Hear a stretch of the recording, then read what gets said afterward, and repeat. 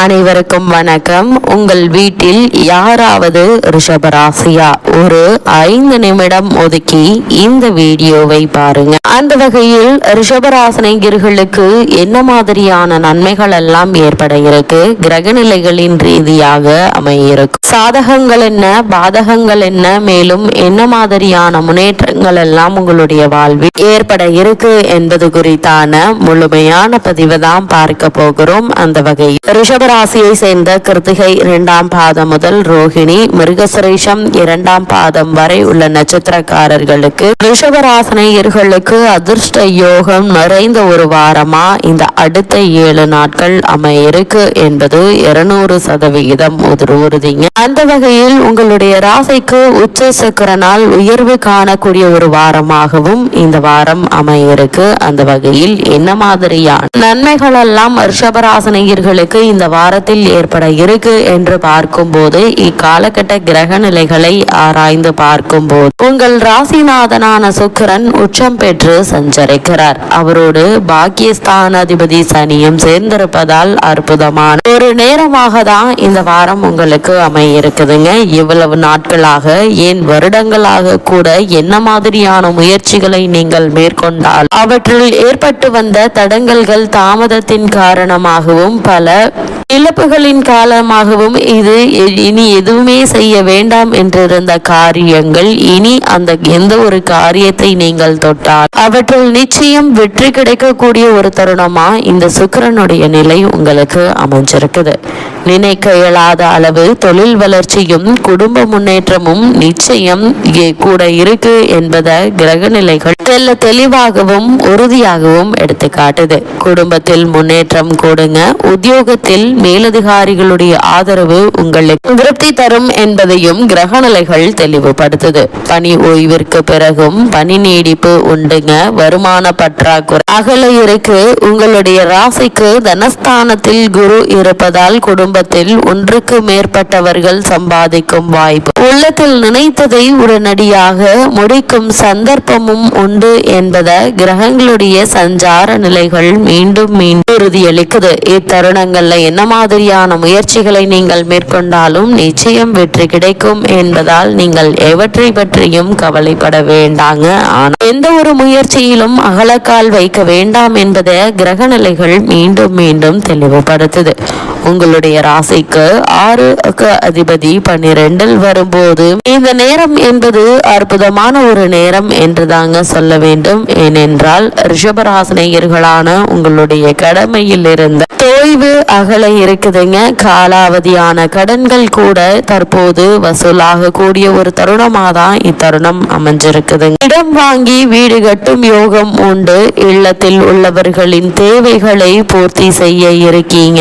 உத்தியோகத்தில் இதுவரை எதிர்பார்த்து காத்திருந்த உத்தியோக உயர்வும் ஊதிய உயர்வும் தானாக வந்து சேரக்கூடிய ஒரு தருணமா தான் இக்காலகட்டம் அமையிருக்குதுங்க. நல்ல சம்பவம் பலவும் நடைபெறக்கூடிய ஒரு நேரமாகவும் இக்காலகட்டம் அமையிருக்கு என்பதை கிரகங்களுடைய சஞ்சார நிலைகள் மீண்டும் உறுதியளிக்குது. அதே போல் ரிஷபராசினியர்களுக்கு இந்த வாரத்தை பொறுத்த வரைக்கும் விரையாதிபதியான செவ்வாய் உங்களுடைய ராசிக்கு லாபஸ்தானத்திற்கு வரும். இந்த நேரம் என்பது விரயங்கள் கொஞ்சம் அதிகரிக்கதாங்க செய்யும். இந்த விரயங்களை சுப விரயங்களாக மாற்றிக்கொள்வது மிக அவசியங்க. இந்த விரயத்தை பொறுத்தவரை பிள்ளைகளுடைய திருமணம் அல்லது அவர்களுக்கான வேலை அல்லது கல்விக்கான முயற்சிகளை மேற்கொள்ளும் போது நல்ல ஒரு முன்னேற்றம் ஏற்படுங்க. அதே போல் புதிதாக இடம் வாங்குவது, வீடு வாங்குவது, வாங்கிய இடத்தில் வீடு கட்டுவது சம்பந்தமான முயற்சிகளையும் தாராளமாக மேற்கொள்ளும் போது இந்த விரயங்களை உங்களால் சுப விரயமாக மாற்றிக்கொள்ள முடியும் என்பதை கிரகநிலைகள் மீண்டும் தெளிவுபடுத்துது. அதே போல விரயத்திற்கு முன்னதாகவே வருமானம் வந்து சேரும் என்பதால் நீங்கள் கவலைப்பட வேண்டாங்க. இதனால் நீங்கள் கடன் வாங்க வேண்டிய எந்த ஒரு அவசியமும் இருக்காது.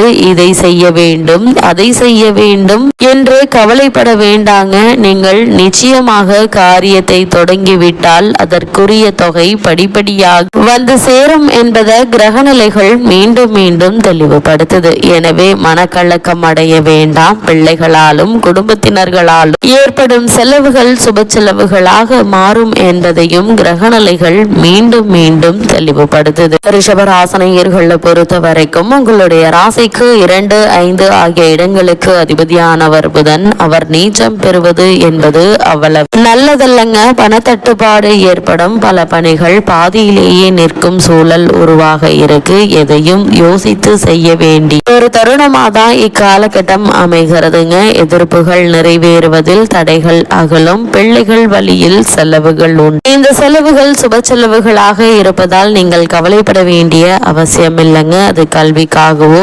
உத்தியோகத்திற்காகவோ ஏற்படலாங்க. அலுவலகத்திற்கான மின்னணு மாற்றம், மின்சாதன பொருட்கள் வாங்கி மகிழ்வதற்கான சிறந்த ஒரு காலகட்டமாகவும் இந்த வாரம் உங்களுக்கு அமையிருக்கு. அது மட்டும் இல்லாம இக்காலகட்டத்தை பொறுத்த வரைக்கும் குறிப்பா இந்த வாரத்துல குரு பகவான் வக்ர நிவர்த்தி பெற்று உங்களுடைய ராசிக்கு பலம் பெற்று சஞ்சரிக்கிறார். உங்களுடைய ராசி குரு பகவான் அஷ்டம லாபாதிபதியானவர். இதனால் இழப்புகளை கொடுப்பவரும் குருவே, இழப்புகளை ஈடு செய்பவரும் அவரே. எனவே இந்த காலத்தில் ஏற்ற இறக்க நிலை இருந்தாலும் போற்றும்படியான வாழ்க்கை தரம் அமையுங்க. குறிப்பா வெளிநாட்டு முயற்சியில் ஆதாயம் நிச்சயம் கிடைக்கும். குடும்பத்தில் சுபகாரிய பேச்சுக்கள் கைகூடக்கூடிய ஒரு தருணமாக தான் அமைகிறது. மாற்று கருத்துடையோர் மனம் மாறுவாங்க. உத்தியோகத்தில் கேட்ட சலுகை நிச்சயம் கிடைக்கும் என்பதை கிரகநிலைகள் மீண்டும் மீண்டும் தெளிவுபடுத்துது. அதே போல இக்காலகட்டங்கள்ல ரிஷபராசினியர்களுக்கு சனி மற்றும் செவ்வாயினுடைய சேர்க்கையும் ஏற்படுகிறது. அதாவது மீன ராசியில் சனியும் செவ்வாயும் சேர்ந்து சஞ்சரிக்கிறார்கள். இது அவ்வளவு நல்லதல்ல. பொதுவாக பகை கிரகங்களுடைய சேர்க்கை உங்களுடைய ராசிக்கு லாபஸ்தானத்தில் இருக்கும் போது எதையும் திட்டமிட்டு செய்ய இயலாதுங்க. பிறரை நம்பி ஏமாறும் சூழ்நிலை உண்டு என்பதால் எந்த ஒரு செயலை செய்வதாக இருந்தாலும் ஒரு முறைக்கு பல முறை ஆழ்ந்து யோசித்து சிந்தித்து முயற்சிகள் மேற்கொள்வது நல்லதுங்க. யாரையும் நம்பி அகலக்கால் வைக்க வேண்டாம் என்பதையும் கிரகநிலைகள் மீண்டும் மீண்டும் தெளிவுபடுத்துது. பொருளாதார பற்றாக்குறை அதிகரிக்கும். அதனால் ஆரம்பத்திலிருந்து அனாவசிய செலவுகளை தவிர்த்து அவசிய செலவுகளை மற்றும் மேற்கொள்வது நல்லதுங்க. தொழில் மாற்ற சிந்தனைகள் உண்டு, இருந்தாலும் சற்று பொறுமை நிதானம் அவசியங்க. உத்தியோகத்தில் சக ஊழியர்களிடம் உங்களுடைய முன்னேற்றத்தை பற்றி சொல்ல வேண்டாங்க. ஏனென்றால் அவர்கள் உங்களை பற்றி அவதூறான சொற்களை பரப்புவதற்கான வாய்ப்புகள் அதிகம் இருக்கு. குலதெய்வ வழிபாடும் இஷ்ட தெய்வ வழிபாடும் நிச்சயம் உங்களுக்கு கை கொடுக்கும் என்பது கிரகநிலைகள் மீண்டும் மீண்டும் தெளிவுபடுத்துதுங்க. அதே போல் ரிஷபராசினியர்களை பொறுத்த வரைக்கும் பொது வாழ்வில் உள்ளவர்களுக்கு சந்தர்ப்பங்கள் சாதகமாக அமையும். வியாபாரம் மற்றும் தொழில் செய்பவர்களுக்கு பணியாளர்களால் தொல்லை உண்டு. அதனால் ஆரம்பத்திலிருந்தே சற்று அவர்களிடம் இணக்கமாக நடந்து கொள்ள வேண்டும். உத்தியோகத்தில் உள்ளவர்களுக்கு காரணமே இல்லாமல் மறுக்கப்பட்டு வந்த பதவி உயர்வு, ஊதிய உயர்வு, உத்தியோகத்தில் கிடைக்க வேண்டிய சலுகைகள் ஆகியவற்றை எதிர்பார்க்கலாம். தற்காலிக பணியாளர்களுக்கு பணி நேரம் செய்யப்படுவதற்கான வாய்ப்புகள் இருக்குதுங்க. அதே போல் சக ஊழியர்களிடம் உங்களுடைய சொந்த கருத்துக்களை பகிர்ந்து கொள்ள வேண்டாம். நீங்கள் உண்டு, உங்களுடைய வேலை உண்டு என்றிருந்தால் போதுமானதாக அமைகிறதுங்க. ரிஷபராசியை சேர்ந்த மாணவ மாணவிகளுக்கு பெற்றோருடைய ஒத்துழைப்பு நிச்சயம் உண்டுங்க.